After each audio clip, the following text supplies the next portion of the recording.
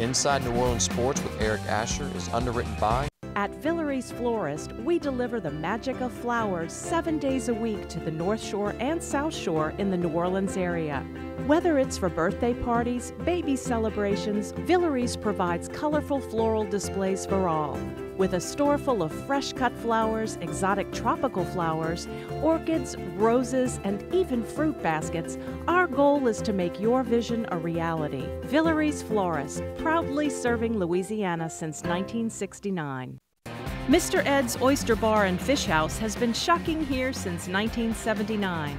Located at 3117 21st Street in Metairie, Mr. Ed's Oyster Bar and Fish House offers raw, fried, and grilled oysters, as well as a range of Cajun and Creole dishes. Enjoy a dozen with a smile.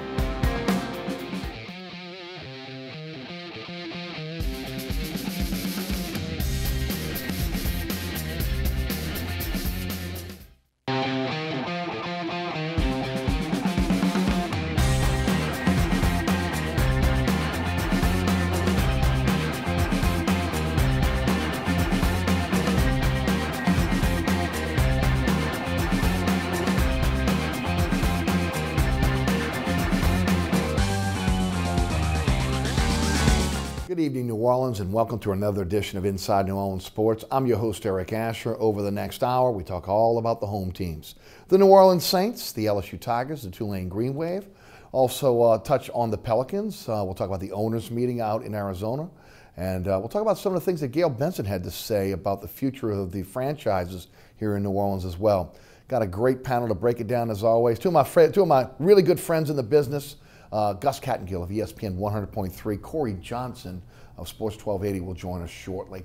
Gus, welcome to the show. Always good to have you, my friend. Tell the folks about what's going on in your life, what's happening with Tulane, and of course also with ESPN 100.3. Yeah, you know, obviously women's basketball, which is what I do play-by-play for Tulane's, come to an end, but it doesn't mean that the news definitely ends on that side of campus. I know we're going to talk a little bit about that in a little bit. And you know, it almost seems like every offseason really isn't an offseason with the Saints. It's about retooling and seeing the change that they've done in the NFL.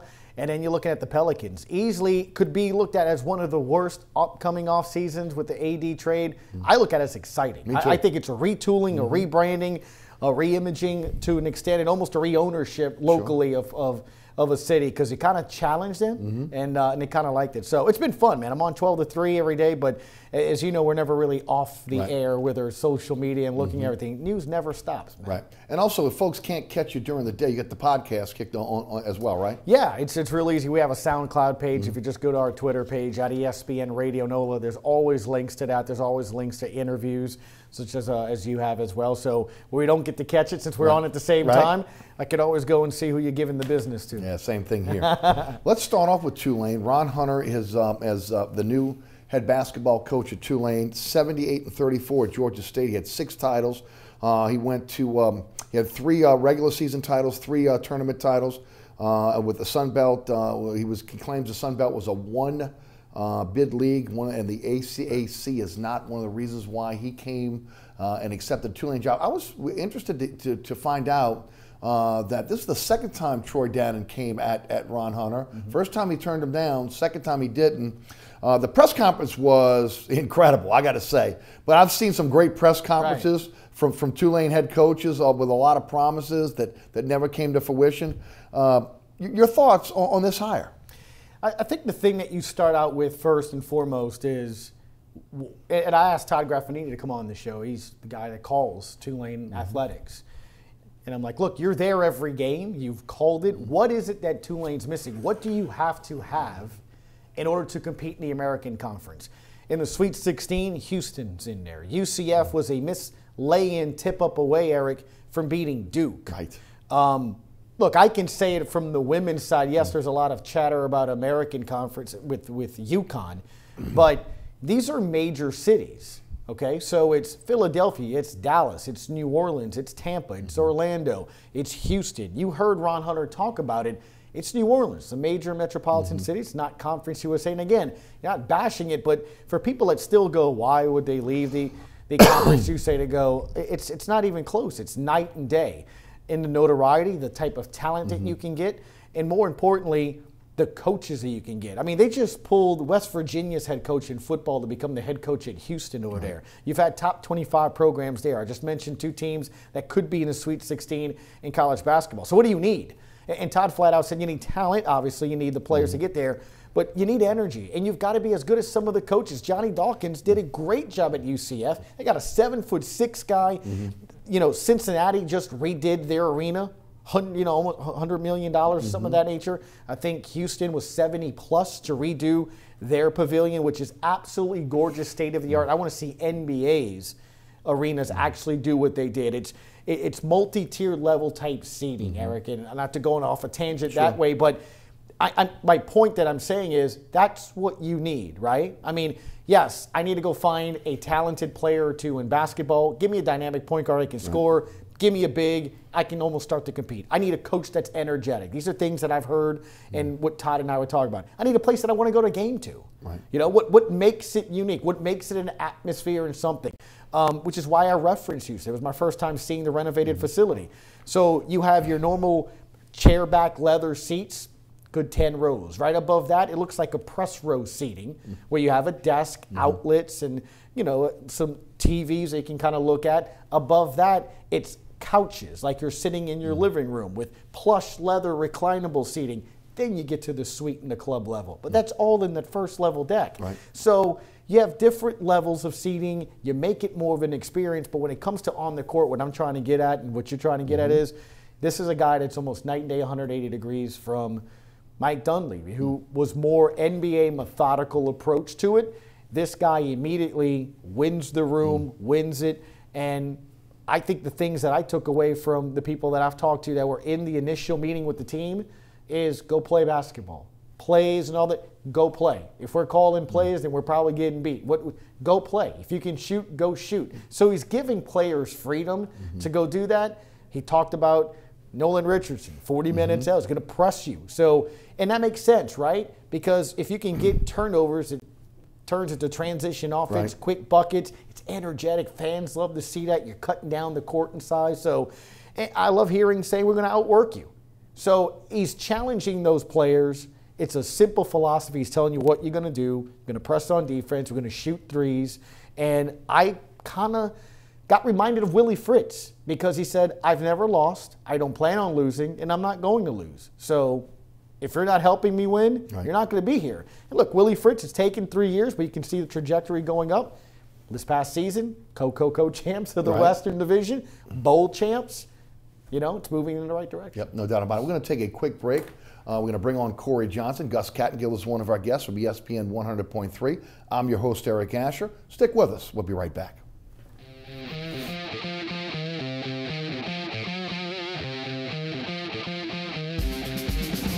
Good game plan is the key to success. When my team hits the field, we always have a game plan. You should take the same approach with emergency planning. That's why Coach O and I urge you to get a game plan to make sure you, your family, and your pets are safe this hurricane season. Visit GoSEPsGetAGamePlan.org and download the new and improved Get a Game Plan app for important emergency planning information and tools to keep you safe. Take advantage of the time you have before an emergency. Finalize your plans. Have 3 days worth of supplies and other essentials in your emergency supply kit. Contact your parish OEP office if you have medical or transportation issues that will make it difficult to evacuate. You play an important role in making our emergency plans work. Take the time to learn your responsibilities. Like I always say, one team, one heartbeat.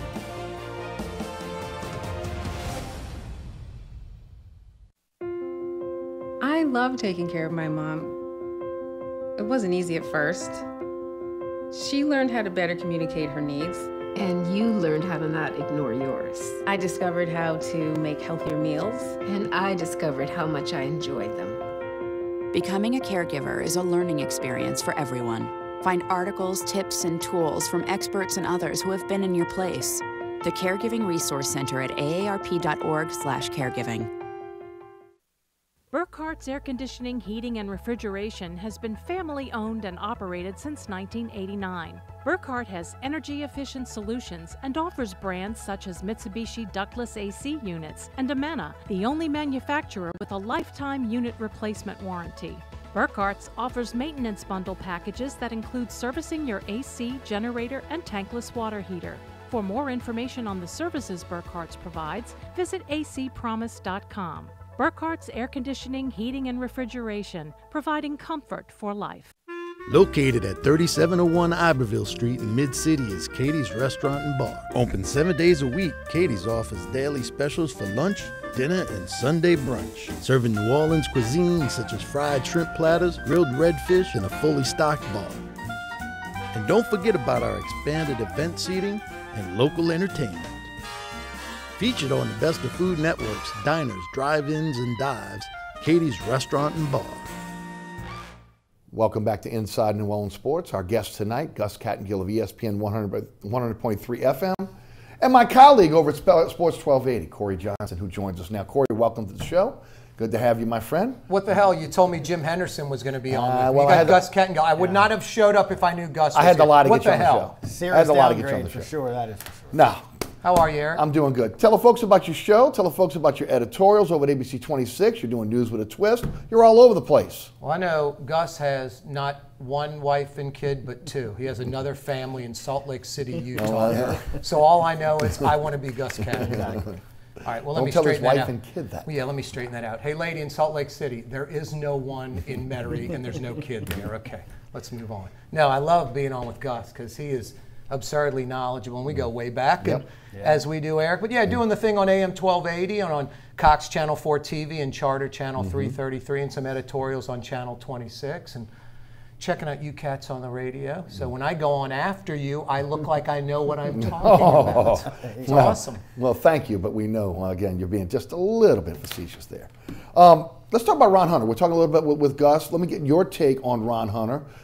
As Ed Daniels rightly said, he won the press conference, but we've seen that over and over again from Tulane coaches when they walk in the door. Got some high expectations. NCAA tournament next year. And of course, also said he won't play in the CBI or the CIT tournament, which kind of blew my mind, I got to be honest with you. NIT or NCAA. What's your thoughts on Ron Hunter? All right, my last joke of the day. Didn't he drive a car into the lake for Fox 8 News? That was another Ron Like Hunter. 30 years ago? Yeah. Oh, all right. All right, now I'm going to be serious the rest of the show. I'm going to try to be. Yeah, we'll see about that. Yeah, we'll see. About that. I'll give you odds on that one. I love the enthusiasm, and I love the prediction of going to the NCAA tournament, which tells me that Ron Hunter is going to get like 3 or 4 or 5 or 6 new players that we have no idea who they are coming into this program. You hope it's like a Tremont Waters type where like Will Wade pulls that guy out of nowhere. You hope it's a player that's committed to another program and they fire the coach and the NCAA releases them or something like that. But when you say we're going to go to the NCAA tournament,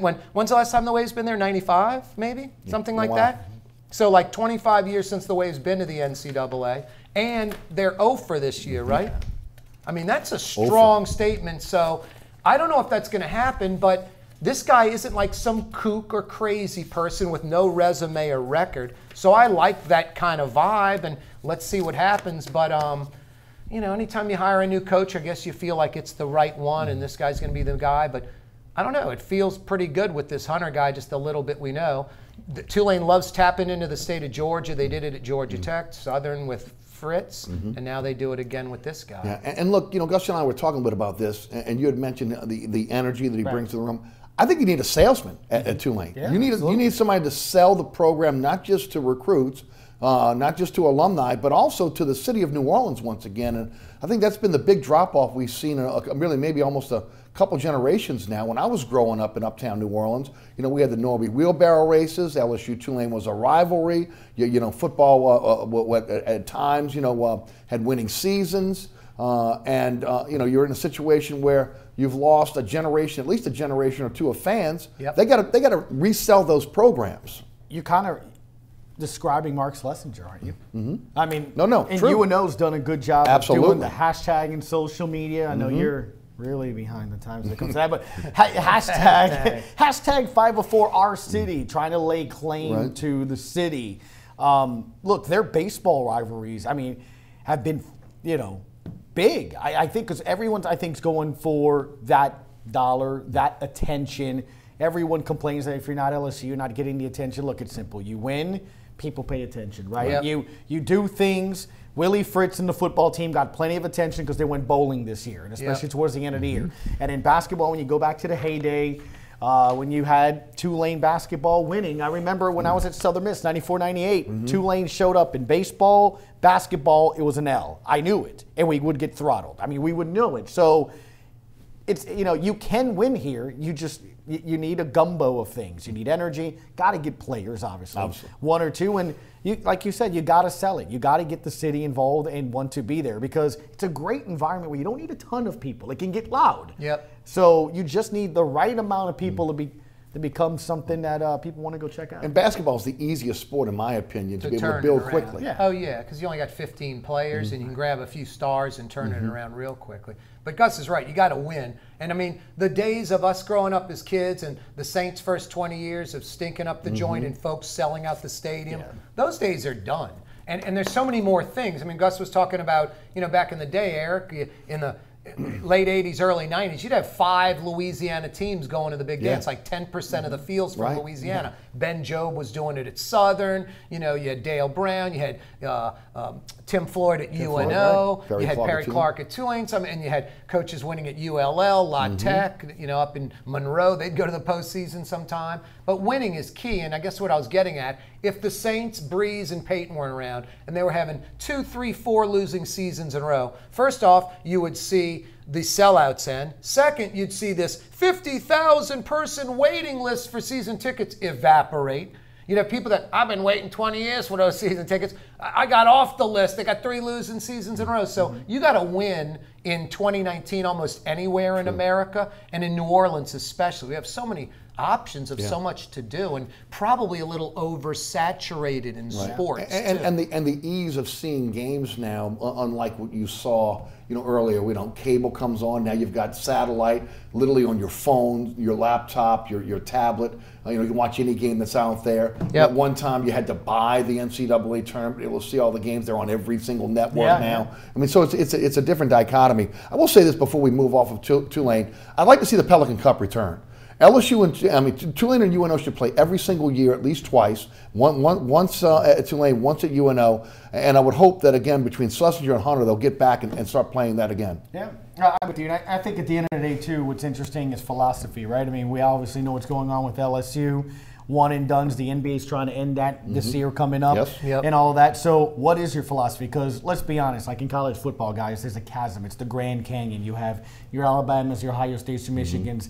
They can go for those players. Not every school can do that. So Tulane's not going to win with the one and done. Doesn't mean you can't get guys like Cam Reynolds and the other guy that went to the NBA as well, you know, in Melvin Frazier. Guys that eventually can get drafted or could be a second-round pick. So you can find those guys that will stay. I think to win at that level like you are, like at UNO, something like that, is the guy's going to stay 3-4 years, Corey, before he decides the NBA is for him. Build a junior, senior-laden team. Look at Villanova. They've won national championships by being senior-laden, defensive-minded. This guy, Ron Hunter, says, we're going to press you, make you uncomfortable, shoot threes. Threes are great equalizers in college basketball. Ron Hunter's philosophy makes sense because you can do anybody. I can grab you, but with 5 people pressing, getting steals, layups, 3 to the wide-open guy. You don't have to be an NBA All-American, you know, to do it. And Corey, you know what I like about what he said in the press conference? Going to go out and get Louisiana coaches, New Orleans coaches that know the high school scene here in Louisiana. He's going to get in front of every high school coach. Again, that's what Perry Clark did when he came to Louisiana. And again, you look at, some of the players that he was able to get here that, again, catapulted that program. It's not as big as football where you want to put the fence up against Louisiana. We don't have the talent in basketball like football, but we have an unbelievable amount of basketball talent and enough to satisfy the local schools like Tulane. So, yeah, you put the fence around there, and then you're Tulane. You can go recruit in New York and New Jersey and California. You're this academic school. You're given this free ride for basketball with all those scholarships, more in basketball than baseball. And you got twice as many baseball players as basketball players. So that's invaluable, the Tulane thing. I think he can sell it. And what Gus was talking about, the quick turnaround, defense and jacking up threes. I mean, he's half right. The Twitter thing he's right on. I can't gain a person on Twitter. But he's wrong about me being able to jack up threes. Right. You know, because I can't jack up threes. It's a 50-50 opportunity. I mean, you're gonna knock it's about down a 10% with me, well, literally. Crash the boards after the missed three. We can get a quick push. All 5-7 of them. Should always crashing follow your those shots. boards. Exactly. Are we going on 8.5-foot goals? Yeah, well, the little hook thing. Little mini goals. Yeah, the one hooked to the big goal. Getting Carver That's for one me. it's like that tall. Guys, let's shift gears to LSU. Corey, I'll start with you first. They beat Yale. They beat Maryland to get to the Sweet 16. Now, again, the number 2 seed, Michigan State. Your thoughts on the Tigers overcoming so much since, again, the Will Wade situation. We'll talk about that as well. I mean, who knows what they're going to do. Michigan State's probably a slightly overachieving team. That Langford guy's been out a while, but they got that great Cassius, what's his name? Yeah, that guy can flat out play. The point guard matchup is going to be out of this world. Might be the best point guard matchup of the tournament with those two. This is the problem, Eric. And I mean, I don't want to say this because they've overcome it so far. You know, Benford and those 2 assistants have done a great job. But as the funnel narrows and from the 64 to the 32 to the 16, winner tomorrow night goes to the Elite 8. As that funnel narrows, coaching is so key. Everybody's got talent. Everybody's got great players. LSU has as good a roster as any team out there right now, just about. Agreed. You can't say there's a team in college basketball, oh no, they're head and tails above everybody else. There's not. LSU can athlete players match up with anyone left. So coaching comes into play. You had the cutting edge guy in Will Wade. I just don't know how well these, this coaching by committee thing's going to go. And you're going up against a first ballot Hall of Famer in Tom Izzo, as good as it gets, the Nick Saban of college basketball. So I don't know, conventional wisdom would make you think that's why Michigan State's favored, more of a team of juniors than LSU, a bunch of freshmen and first-year players, and then the coaching thing I just mentioned. But, I don't want to predict that. LSU's been overcoming so much. This team overcomes everything. So why would I pick Michigan State tomorrow night? It's going to be a dogfight, I'm suspecting. Break it down for us. I think what's interesting is, and I just happened to see it this morning, it was on this date, Christian Laettner hit the shot against Kentucky. And it was a scene from the 30 for 30, I Hate Christian Laettner. Wow. And they're talking about the shot and what play drew up. So you hear Hurley, Grant Hill, and Laettner talk about Coach K. Now, Coach K, good coach, right? Great coach, one of the best. Yes. You know what he said? He said, can you hit the shot? Let's draw up the play. And Laettner said, well, can Grant Hill, can you throw the ball? Can you do it? You and I could have come up with that.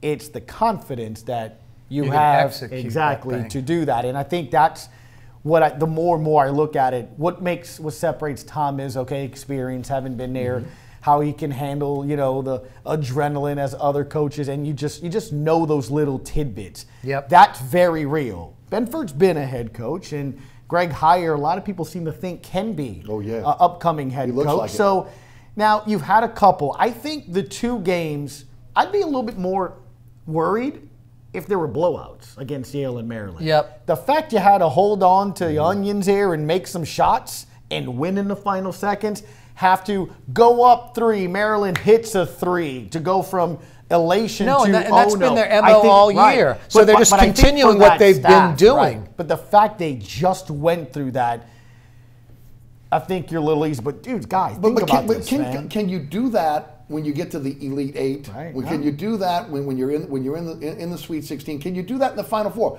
Can you let really good teams, elite teams, no, of course not. Lose leads, have to try to fight back to be able to get it? Look, I give them a lot of credit. Yale, Maryland. Yale was a tough matchup for them. Again, Maryland, tough matchup. Yep. Again, they got the big lead. They kind of fell asleep like they've done all season long. And then when they needed to, they turned it on. They put it in Waters' hands against Maryland. I give them a tremendous amount of credit. I don't think you can do that at this point in the tournament and win. I think, guys, also what makes LSU dangerous and also dangerous of losing is they don't know any better sort of attitude. A lot of these players sort of do. You're right. They just don't. You'll see Naz Reid in the SEC tournament game against Florida, in which they lost. He's jacking up 3s from top of the key. You're like, what are you, him? So they play freely and have confidence, which is a good thing. However, it also shows as to why they can lose leads in the second half. And I think that's the difference, where a more seasoned coach, to your point, Izzo, Coach K, who they may have to face the next round, That lead starts going down, they're calling a timeout. The point guard turns the ball over, is jacking up threes with 20 seconds on the shot clock. They're either getting benched or getting yelled at, and you're going to see Tom Izzo with the fist on the player. That's the difference, where seasoned Hall of Fame coaches cut that down. Where we saw earlier, not to interrupt you, Duke coming back from North Carolina when they were down forever, right? Yep. Or earlier in the ACC tournament, come back and do that great comeback on the road at Virginia or whatever it was. It's things like that make them great. What's great about this team, they played 30-something games together now. Right. So they're an experienced pseudo-veteran team, even though they're a bunch of one-year players and first-year players and stuff like that. Regardless of what happens tomorrow night, this will go down in history as one of the top 5, top 8 greatest LSU basketball teams of all time. And what they've done this season, the Missouri game, coming back from 15 on the road, and that was early in the year, on the road, beating Kentucky at Rupp. And what Will Wade said afterwards, how we imposed our will on him in the second half. I'm like, is he saying this from the Rupp Arena floor after the game? And it was real and legit. And then the Florida loss and the Missouri loss, and how he said, man, that style of play, that deliberate slow down pace, that's how we're going to end the year, losing like that. And I'm thinking, God, what a defeatist attitude. And then he continues and goes, unless we change this and fix it. And you're like, everything, all the adversity, whatever pops up, this team overcomes it. They've had 7 overtime games. I mean, what is that? That's about 20+%, 22, 23% of their games are overtime games. And they've won 5 of the 7. So they win the majority of those.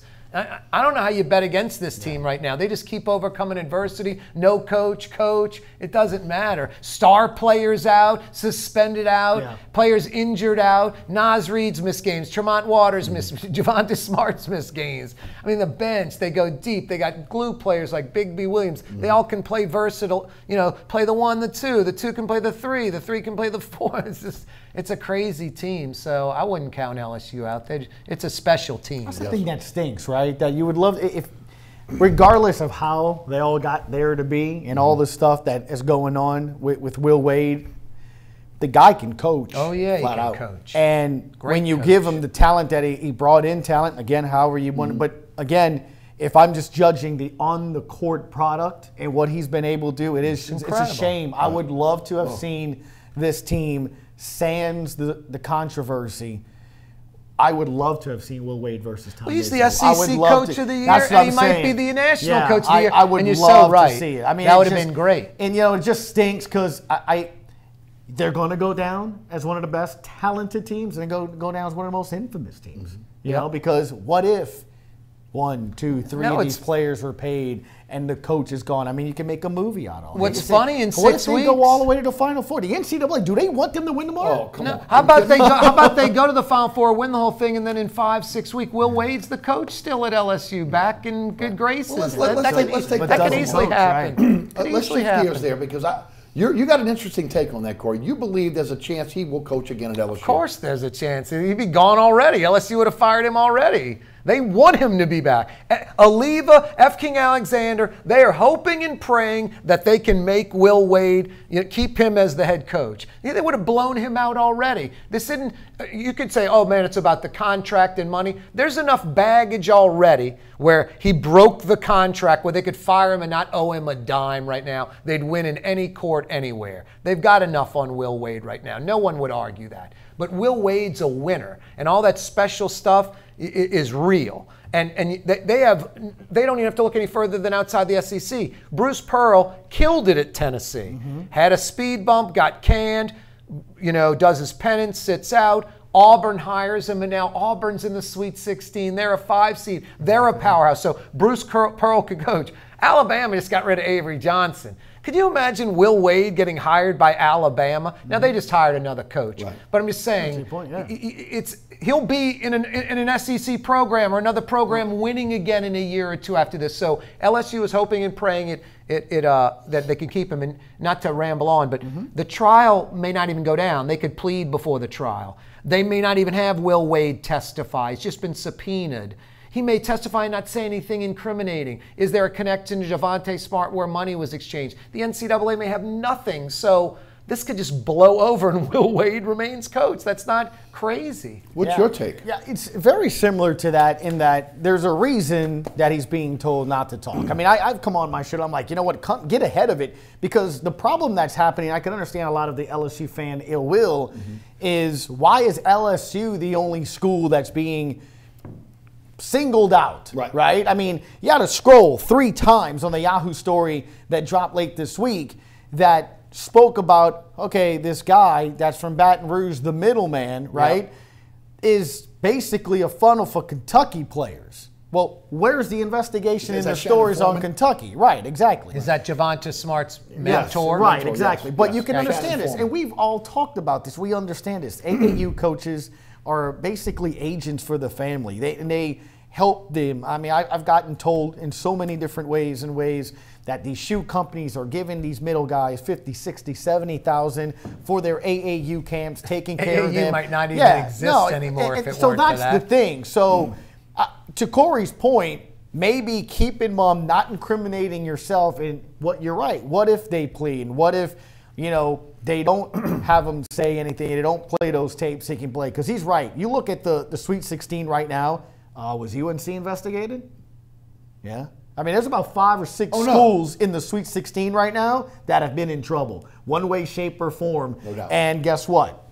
And you would think the NCAA would be investigating LSU officially right now, and they're not. So, and Javonte Smart's cleared to play. Right. Yes. The NCAA guys were there with or whatever. They didn't find enough, or they didn't find anything to not let him play. Point, Will Wade didn't do it from his bank account, right? And just transfer over on the Chase account on the mobile phone.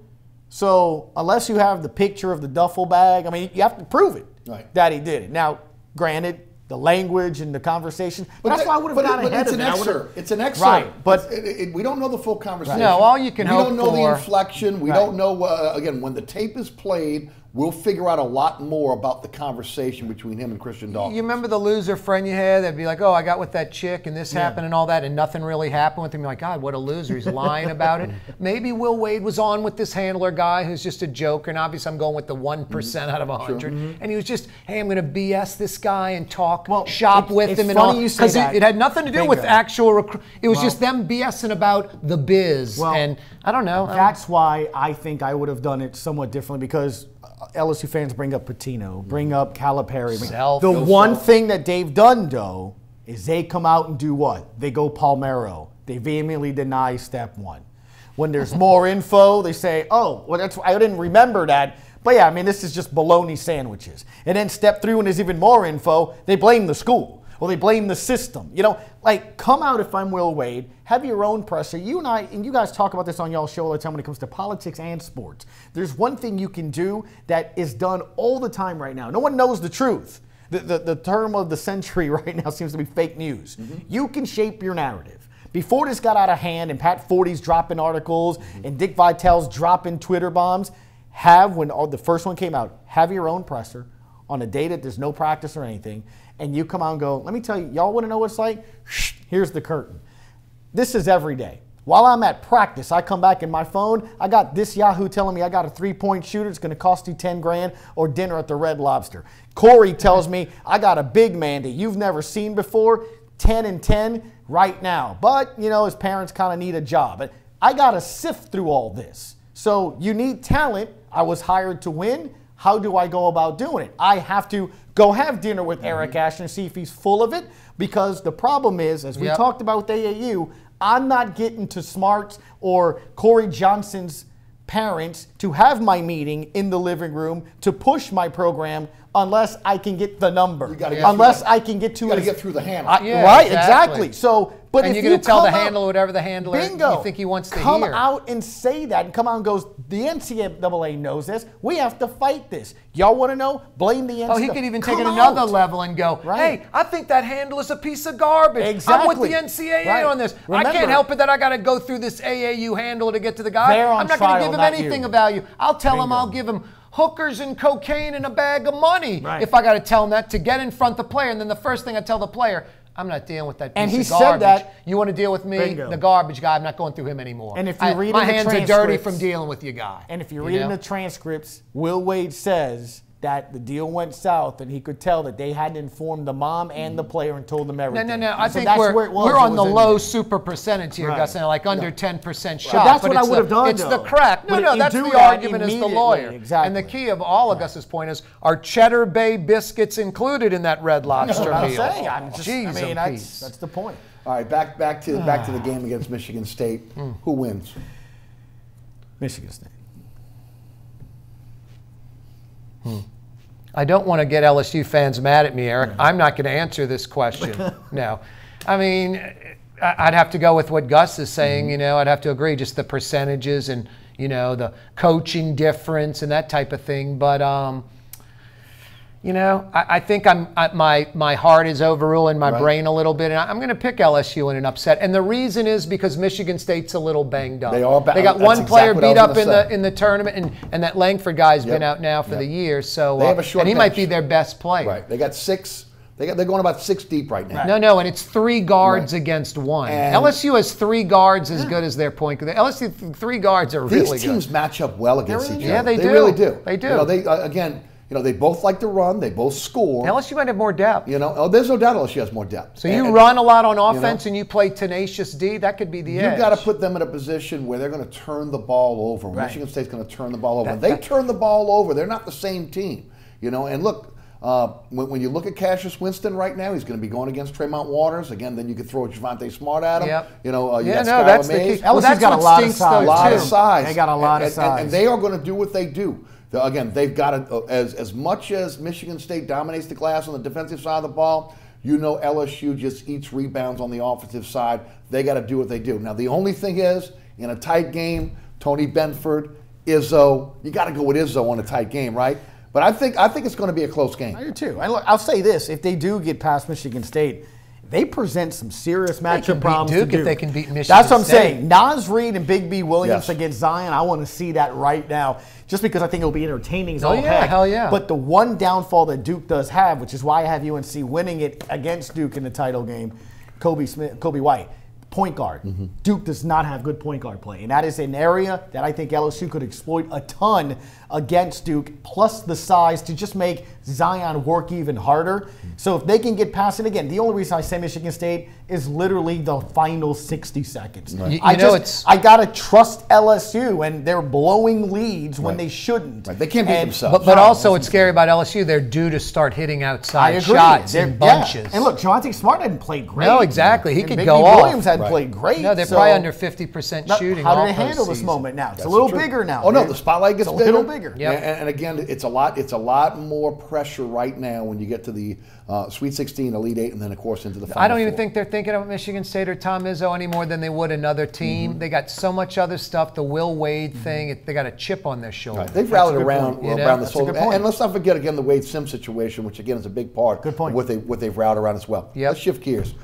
Something happened this week that I didn't think was ever going to happen. I'll be honest with you. Again, and I got to give Sean Payton a tremendous amount of credit. What happened at the owners' meeting? The Payton rule was developed. Offensive pass interference, defensive pass interference, including again non-called OPI and DPI, can now be challenged by coaches throughout the game, except for the 2-minute mark of the half and the 2-minute mark of the end of the game. At that point, it goes to the booth for a booth review. When you look at Sean Payton, it was almost like a politician. Okay, he took on the role of a lobbyist, a politician. He didn't take the woe is me type attitude where we got screwed and you got to do it. No, he took the other tack. We need to do this for the good of the game. And I don't think I've ever seen, or at least we've never seen, Sean Payton in that mode where he's been the guy that kind of makes the sausage behind the scenes, that is out there lobbying. He gets 32 coaches on the same page. And then, of course, eventually they work out this. It goes 6A, 6B, 6C. When Payton was talking in the morning of with the press conference before they went in and back in and started looking at this particular rule, he said he didn't think it was going to get done. They thought it was going to kick it to the May meetings, and then miraculously this thing turned around. I've had my issues with Sean Payton in the past. That's well documented. He deserves a tremendous amount of credit for what he did up at the NFL owners meeting. And you got to believe, again, that when they look at Sean Payton there now, there's a tremendous amount of respect for what he did as well. Yeah, I think Sean Payton's flipped that narrative a little bit. The Oh, Bounty there's no Gate doubt. thing is totally in the rearview mirror. The betterment of the game thing was it. He's bigger than the Saints, bigger than the NOLA no call, bigger than us. Gail Benson did a great job. Yeah. Could happen to the other 31 teams.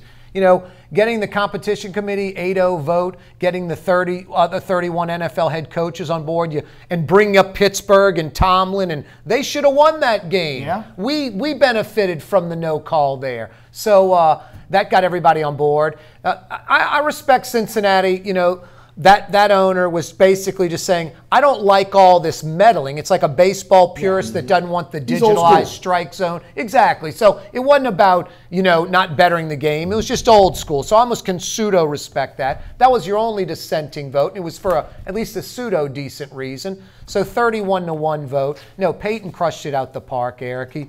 I mean, this is probably a little over exaggeration, but he just solidified his Hall of Fame status. Because you think of all these coaches in the NFL, it's always about winning and that type of stuff, you know. But what did they give back to the game besides being great coaches and winning? Sean Payton's giving back something to the game that has nothing to do with Super Bowls or Saints and W's and cutting-edge offense and Drew Brees. He's changing the game for the better. And for 20 years, we've had instant replay that's challengeable, and it's always been on certain things, and it's always been on a penalty.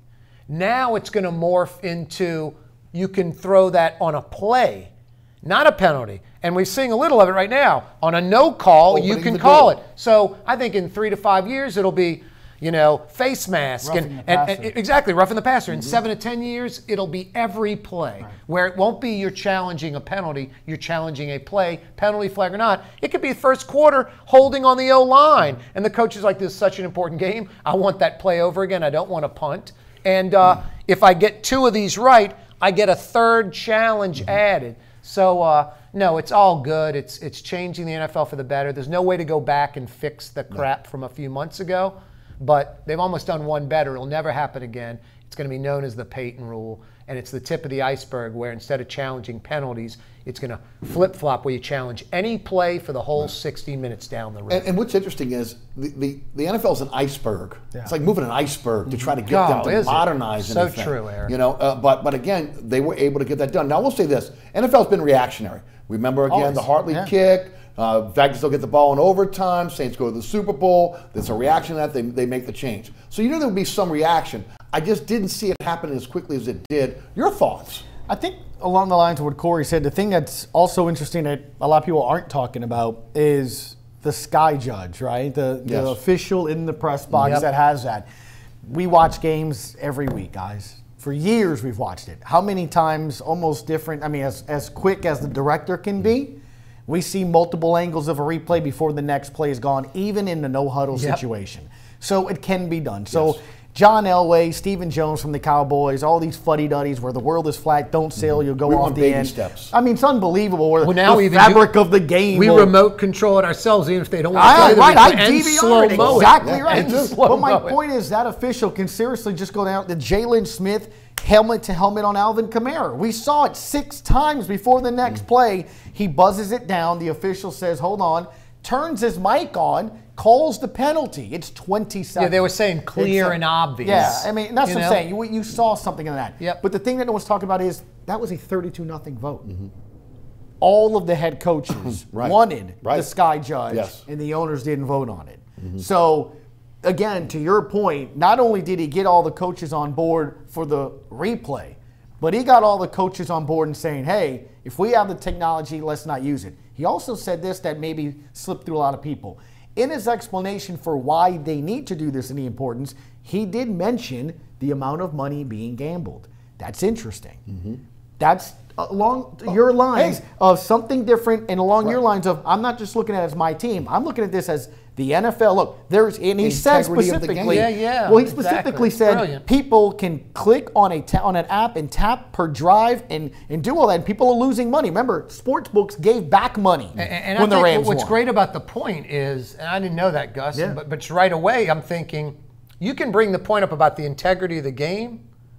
He brought up the gambling not because he's pro or anti-gambling, because money's on the line. Exactly. And that really affects people. You go, hey, they blew the call and it sucks. But when you lose money, that's something tangible. And Now, that was really a brilliant point because that's so relatable in a capitalistic society. And the final point Dama made that stood out to me was the picture that we saw on social media be taken of Gail Benson hugging Sean Payton. Yes. Yep.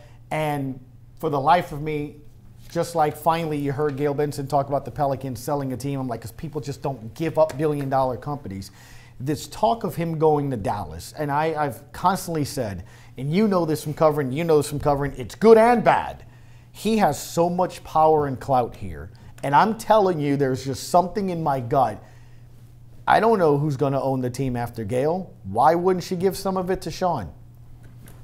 Well, I'm just saying, but the possibility of that, he's never going to get it in Dallas, and he's never going to get the power he has here. He has complete power here. That might be C or D. B might be ascending to the general manager's role right. in 5 seasons. Exactly so right. after the Breeze thing's over and he re-experiments with a new almost system and a new QB. Is, you know, and that's my point. It's like you run a city, you're completely left alone here. You are God in this city. Yes. And just by what you've already done, he wore a shirt underneath his sweater. That was brilliant. That everyone sort of knew was the Goodell's the Clown shirt. Just enough showing. It's just enough to He's a give to the character. fans. No, but he knows what he's doing. He knows and that's my point. You're going to go to Dallas and work with that regime? Come on, man. Because remember, it's not just Jerry. Right. He has kids that also run that, and that's the key. Here, it's Gail. You know what Peyton has become in the last 24, 36 hours? All of what you're saying from the T-shirt and then the latest. An NFL expert. Yeah. An NFL expert. He knows everything about everything that is in the league. Well, what I liked about it was lobbying since January, again, to get this didn't happen just over the weekend. This happened since January. You brought up Gail Benson. Let's talk a bit about it. She said, "There's no way I'm going to sell the team ever. I value the Pelicans as much as I do the Saints. I look at myself as the owner of the teams. I feel like like it's an asset that I'm protecting for the city." Whoa. Mm-hmm. I mean, look, Meekum, Tom Benson, George Shinn, we've never heard an owner of a professional franchise here in New Orleans talk about this as again, an asset for the city. I know that those of us that grew up with the New Orleans Saints back in 1966 when the team was awarded to the city of New Orleans and they had to find a guy named John Meekum to be able to own it, we always felt that, again, the team belonged to New Orleans. She's pretty much saying this belongs to New Orleans. Then she talks about we're going to have a succession plan in place to make sure this team stays in New Orleans. Bingo. Your reaction? First off, she's saying what fans would want to hear in kind of a fan perspective. Gail Benson maybe was worth what we were worth 20 years ago. Just regular lady. Right. Now she's worth over $3 billion. She's one of the wealthiest women in the United States of America. And I don't know, around 1,200th richest person on planet Earth, Gail Benson. So she comes from a different place. She doesn't come from 20, 30, 40, 50 years, a lifetime of earning wealth and money. She wasn't born into wealth. So she's sort of a regular person that's now a billionaire. She has that fan's perspective, and she sees this as like New Orleans' teams, New Orleans' asset. She's just sort of the caretaker. I mean, it's sort of giving me goosebumps as a New Orleanian. It's amazing. You can't do it any better. And the beautiful part about it is, I think this is organic and natural. I don't think, Lausch and Bensel and all these folks got together. I don't think any of this, where Tom Benson always was, really. He may have been his own man saying what he wanted, but folks are telling him how to say what to say. This is just pure Gail Benson from the heart, I think. It's interesting, Corey said something in there where you just said, from the fans' perspective, Sean Payton literally used that exact phrase, that she was a major part of getting that rule because she sees it and brings the fans' perspective to it. It's incredible. You guys do politics as well. And to me, I took those two sentences as a legacy statement, right? I mean, we have heard press conferences, we have heard rebuttals, we've heard where it's 30, 40 minutes. And you're like, they don't say nothing. Right. They don't say anything. In two sentences, I took three things immediately out of that. Asset to the city. You just came across, like to your point, I'm not your owner, I own the team. You're your team, right? That I'm never, never ever going to sell. I'm never going to sell it. Boom, you just said period in the story. You just stopped that speculation. And asset to the city. it's not just those two franchises. Guys, what's coming up in the next couple of years here? We have the national championship game for football, the Final Four that's coming. If you want WrestleMania, if you want the NBA All-Star game back, all of those things don't come back for this city, which desperately needs it, if you don't have those franchises, right? Sure. So to the point where I was kind of throwing Peyton out there, she knows that and understands that. And look, it takes time, man. I mean, we just passed the 1-year anniversary of her husband passing. It takes time. And maybe we're starting to see her get it. She came across very comfortable, a little bit more than the last time we heard her, right? And maybe we're going to kind of start seeing her approach and what she wants to do. And what I liked hearing also was Dennis Lauscher coming out and saying, we have got to run this team like the Saints. It's what we've been all screaming about. It's an awakening, right? Finally going, you know what? Let's grab the reins and do that, because they're worth $1 billion now, losing. That's why all these people go, sell it, they're losing. I'm like, exactly, they haven't won anything. They're worth $1 billion. You've doubled, tripled it. What if you win? What if you win with both? You're going to be more, and more importantly, that's her legacy. To me, I took it as, Corey, my legacy is going to be, like you said, the plan of succession. These teams are going to be here, and now you can look at her as she's the one that kept professional sports in New Orleans. Period. End of story. You know, Tom Benson had Roy Rodney and Rosenberg, those attorneys, as his main confidant. And then underneath those guys, Lauscher, all those guys, it's Gail Benson and it's Dennis Lauscher. Right. And like Gail Benson, but not as much anymore. I think they're going to consult with Mickey, but it's really Gail and Dennis. And Mickey's underneath that in a lesser role. Focus on football, not basketball anymore. Kind of diminish his role. And it's not a knock on Mickey. Focus on what you do great. But Lauscher's a blue-collar kid from the West Bank that came from nothing, self-made. So Gail and Benson and Lauscher are regular people a generation ago. And now Dennis is president of two, and millionaire and does really well. Who's in a big house, drives a nice car, I'm sure, all that stuff. Sure. He's earned it all. But he comes from nothing. And Gail Benson sort of came from pseudo-nothing. So that's refreshing, Eric. It's not like generational money and all that. These people think differently than some billionaire or millionaire for decades. And look, and they understand what the city sort of is. And you guys talk about it on a day-to-day basis. New Orleanians. And I deal with it. I have a 2-year-old that I'm trying to decide, am I staying here? Because where are the jobs? How are the schools? How is all that? Sure. You take away these two franchises. That's why it bothers me when people, you don't like basketball, that's fine. Right. To say go and let them go. We went last Saturday. My wife and I, it was date night to go see the Suns and Pels. I thought 4,000 people max would be there. The 300 level was completely almost filled. They had a ton of people there. And even she brought up the concessionaire. Everyone was friendly. But all those ticket takers, the sweet people that let you in, the people giving you popcorn, hey, how you doing, honey? How's it going? Those are their jobs. Yep. So if those people leave, if the team leaves, that's 41 dates a year that those people might get tips, might get job, the police that do the parking, get more. That's what I'm saying. I'm like, God, remember, Saints, 10 games. Pels, 41. Yep. Well, and I'll say this before we go to the phone lines. I never felt the Pelicans were leaving. The NBA wants to expand. The owners are going to get that expansion fee. They'll expand to Las Vegas and Seattle, but before they move the Pelicans somewhere. And that'll mean probably Memphis and New Orleans move into the East where they belong. And ultimately we'll see what happens there. Let's grab a couple calls. I want to get to the Saints. I want to talk a bit about their signings as well. Jeffrey on the West Bank, welcome to Inside New Orleans Sports. How you doing, Jeffrey? Thank you for taking my call. Thank you. I think there's a little Kool-Aid drinking for Will Wade's critique. Okay. I like to hear someone's take on the guy that's taken over, Tony Benford, and how his stock has risen as a coach. Okay.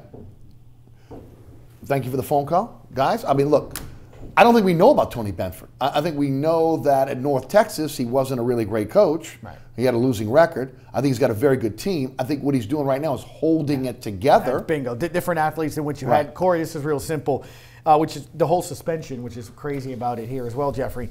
Will Wade's still allowed to coach pseudo, right? I mean, he's on the phone through a text. He's allowed to help with the game plans, and he can text and communicate with the players. So the only thing he's not doing is is coaching on game day, which again goes to it. And look, because you don't want to mess it up. He makes great adjustments. There's no doubt. He does. And that's the key, too. You can't underestimate that. It's like Peyton when he sat out the year. Everybody talks about Sean Payton so special, and then he's going to sit out for bounty game. Oh, the Saints won't miss a beat. It's like, okay, can't have it both ways. Can't be special, and then the special guy's gone, you don't miss a beat. And you saw massive. The same thing with Will Wade. But if Benford wins this whole thing or gets to the Final Four and Wade's gone, he's the head coach. Right. He's the head coach. Right. Well, that'll be interesting, too. Toby is in Gretna. Hey, Toby. Welcome to Inside New Orleans Sports. Hey, Eric. It looks like Gail Benson's not going to hire a basketball person for president. Wish you can comment further on that, and I thank you. Thank you. Well, again, they have a consulting firm that's going to have 6 names. Yeah, what does he mean they're not hiring basketball? Part of that is it may be Danny Ferry as part of the mix here. You know, I've said they need to pressure wash the organization. I want to see who the 6 names are.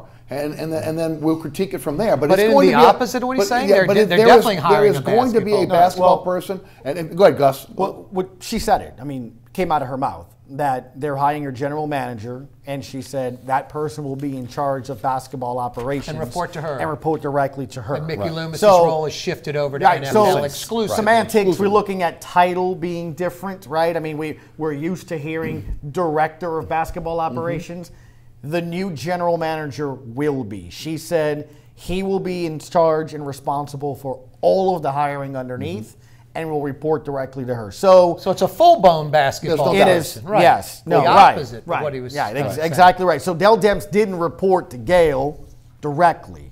This new general manager is directly. She said that. Yep, no doubt. Guys, Jared Cook, we've got about a minute and a half. How big of a signing? Man, it's tremendous to me. He's the #1 pass-catching tight end in free agency, and to me, finally kind of puts to rest some of these callers that they want this #2 receiver, Folks, if Ben Watson plays in an NFC Championship game, it's a big difference. When this offense runs the Saints in its history with Sean Payton, they've had a really good pass-catching tight end. From Shockey, when he bull over people. You saw Jimmy Graham. It's a big thing. And don't take my word for it. Tuesday, Sean Payton said he sees him opposite of Mike Thomas. That, to me, is the #2 receiver. Also, Jared Cook, when he spoke yesterday, he said, or Wednesday, he said, hey, look, this is, I'm looking forward to working opposite of Michael Thomas and being the guy that can catch passes and everything. So he is absolutely going to help that. Now you can develop Traquan Smith. Let's see what Cameron Meredith could sort of do. This team's been great. We're getting other players like a Keith Kirkwood and all of that. So you don't have to go out there and spend big money like you saw with Adam Humphries and all these other receivers spent. Jared Cook is coming off of a career high. On a season, the Raiders are terrible. Shockey was a good comparison. Wesley Walls would be one. He's like a bigger, thicker Ben Watson. Faster, better, more viable in his early 30s. They didn't give him all that money for nothing. No, if he doesn't go shag 50-plus balls next year, that's a major disappointment. Now, it's going to be a pretty dynamic offense, and what Gus is saying is probably right. He may end up being your #2 wide receiver. No, I don't think there's as a tight end. Right, as a tight end, no doubt. As a receiver. Corey Johnson, Gus Kattengell, thanks for being on our panel tonight. No, we're done. We're out of here. We're finished. What the hell? I thought we had a whole another round. Well, you know, we'll do an overtime. First Gus instead of Jim Henderson. Now we're done already. There you go. Gosh. Thanks so much for tuning in. Remember, there's a rebroadcast of this program each and every Friday night right here on WLAE-TV at 10 p.m. Also on Pelican Sports Television. That's statewide 9 p.m. and always at ericasher.com. You can catch me on the radio, Sports 1280, 101.1 FM HD2 and the iHeart Radio app. That is noon to 2 weekdays. Of course, you can listen live, download the podcast at ericasher.com, the iHeart Radio app. And as always, again, make sure you check out these guys on the radio as well. A special thanks to our production staff, Ron Yeager, Jim Dotson, also Alex Chacon, Naila Jones, and my director, William Hill. Thanks to Gus. Thanks to Corey. Thanks for watching. My name is Eric Asher. See you next week.